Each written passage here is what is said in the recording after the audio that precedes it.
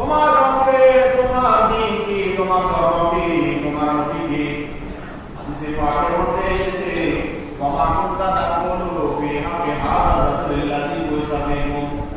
ও বান্দা, তোমার সামনে যে মানুষটা দেখা যাচ্ছে, এই বান্দা সম্বন্ধে তোমার ধারণা কি, এই বান্দা সম্বন্ধে তোমার অভিপ্রায় কি, তোমার অভিভাবনা কি, তোমার অভিপ্রায় কি, তোমার কথা কি, তোমার বক্তব্য কি, বলো। ওমা কুনতা তাকুলু ফি হাক্কি হাযা রাসূলিল্লাহি ওয়াসাল্লাম।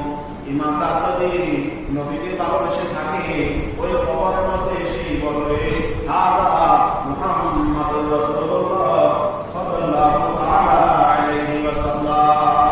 এটা আমার নবী, এটা নবী, এই নবীর কারণে আমি শেষ নবীর উম্মত হতে পেরেছি। বলেন সুবহানাল্লাহ, বলেন সুবহানাল্লাহ। সুবহানাল্লাহ। নবী কবরের মধ্যে আপনাকে দেখা দিবে, দেখবেন আপনি। আপনার যদি ঈমান চোখ থাকে, আপনি নবীকে দেখতে ভুল করবেন না। আর যদি আপনি বেঈমানের চোখ থাকে, দুনিয়াতে যদি ঠকান, নবীর ঠকান, মানুষের ঠকান, বেঈমানি করেন, রাসূলের সুন্নাত নিয়ে মশকারি করেন, ভালোবাসি আর রাসূলকে বহুত ভালোবাসি, কিন্তু ভালোবাসার বহি প্রকাশ যেটা, ভালোবাসার বহি প্রকাশ যেগুলি দাড়ি রাখা, মেসওয়াক করা, টুপি দেওয়া, পাঞ্জাবি করা, ভালো কাজ করা, সুন্নতি মতে চলা, সত্য কথা বলা, হালাল খাওয়া, অর্থাৎ আমার রাসূল মা আকামু রাসূল ফাহুজু ওয়া মা নাহাকুম আনহু ফাতাহু। এভাবে আপনি ধরেছেন, যেটা রাসূলের বেশে সেটা আঁকড়ে ধরেছেন, যেটা নিষেধ করেছেন সেটা বর্জন করেছেন। কবরের মধ্যে আপনি পরিচয় দিতে পারবেন, বলতে পারবেন আলহামদুলিল্লাহি রাব্বাহু ওয়া বিল ইসলামি দীনাহু ওয়া বি মুহাম্মাদিন সাল্লাল্লাহু আলাইহি ওয়াসাল্লাম নাবিয়্যাহু ওয়া রাসূলাহ। বলেন আলহামদুলিল্লাহ। আলহামদুলিল্লাহ। একটু জোরে বলেন আলহামদুলিল্লাহ। আলহামদুলিল্লাহ।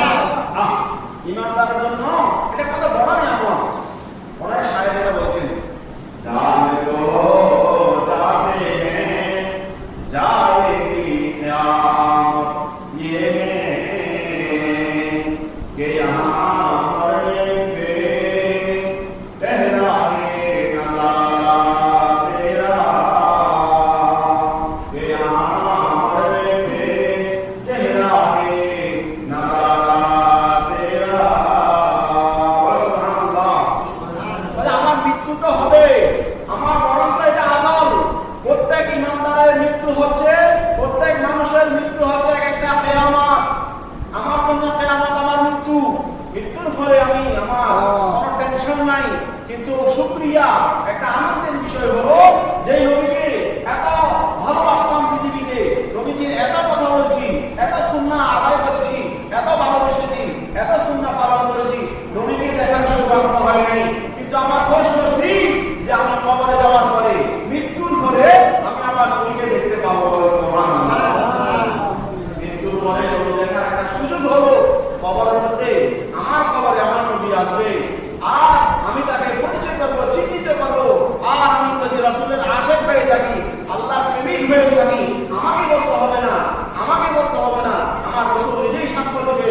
কাকে কি প্রশ্ন করছো? এটা আমার গোলাম, এটা আমার উম্মত, এটাকে জান্নাত থেকে বিছানা বিছিয়ে দাও, ফরাশ বিছিয়ে দাও। ওই বান্দা এই তিনটা প্রশ্নের উত্তর দেওয়ার পরে জান্নাত থেকে বিছানা আনা হবে, ফেরেশতারা বিছিয়ে দিবেন, ওই ব্যক্তি ঘুম যাবেন। নাও কেন আরো আল্লাহ বলবেন ঘুমাও, তেমনি ভাবে যেমনি ভাবে নতুন দুলহা দুলহান